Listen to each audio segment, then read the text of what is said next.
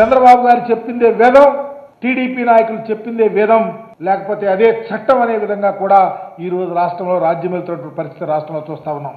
దీని ఫలితంగా వైఎస్ఆర్సీపీ శ్రేణులపైన, టీడీపీకి గిట్టని వారిపైన, సామాన్యులపైన దాడి, దౌర్జన్యాలు, ఆస్తుల ధ్వంసం లేకపోతే హత్యలు జరుగుతూ ఉన్నా ఎవరు పట్టించు. దానికి కారణం చంద్రబాబు గారు పంపిన సందేశం.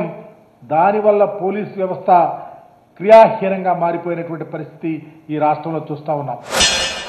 ఏదైతే గత ప్రభుత్వం వైసీపీ అధికారంలో ఉందో ఆ రోజున పోలీసు వారితే పూర్తిగా కూడా ప్రజల్లో ఒక నమ్మకాన్ని కోల్పోయే పరిస్థితిలో గత ప్రభుత్వం చేసింది.